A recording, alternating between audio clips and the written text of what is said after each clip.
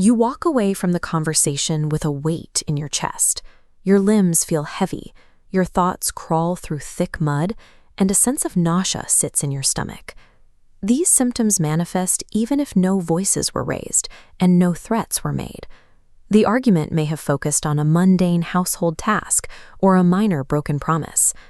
Standard psychology often frames this as the friction of a disagreement. However, this sudden depletion of energy originates from a deliberate cognitive attack engineered to exploit human communication. Dark personalities use specific conversational structures to bypass your logic and overwhelm your internal processing.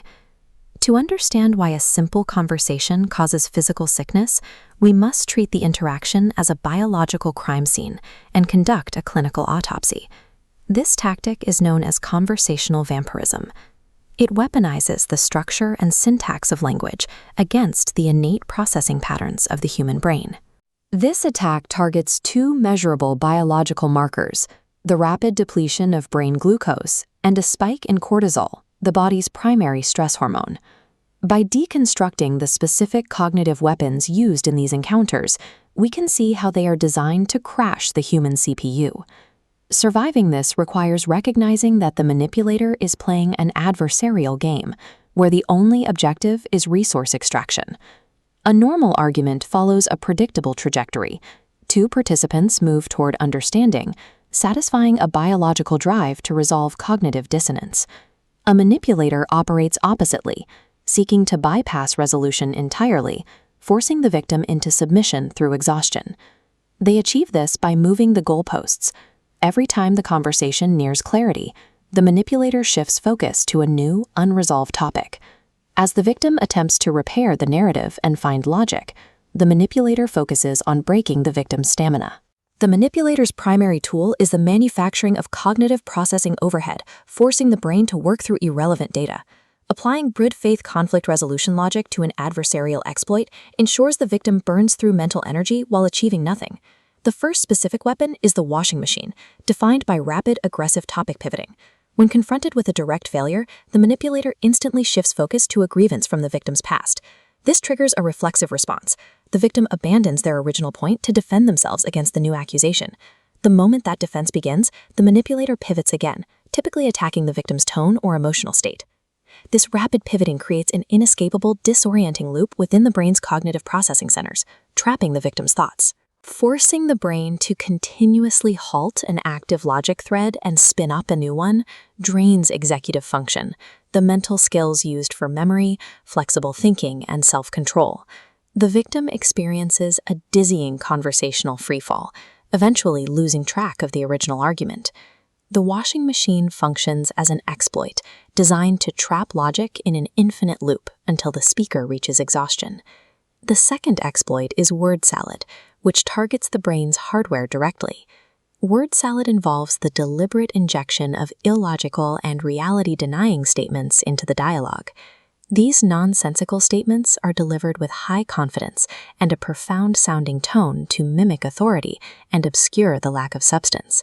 The brain is vulnerable here because its innate instinct is to parse all incoming language for meaning, assuming the other party is operating in good faith. When encountering word salad, the brain goes into overdrive, desperately trying to solve an unsolvable puzzle. This state is known as cognitive overload, where the volume of complexity exceeds the brain's working memory capacity.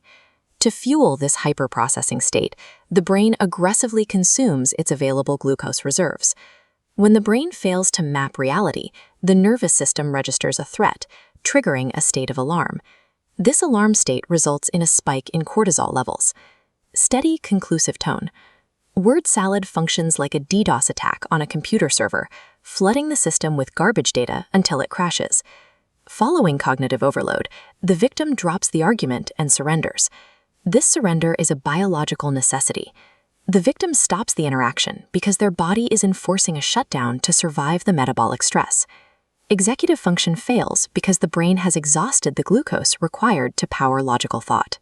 This interaction creates a parasitic exchange, where energy is transferred from one participant to the other.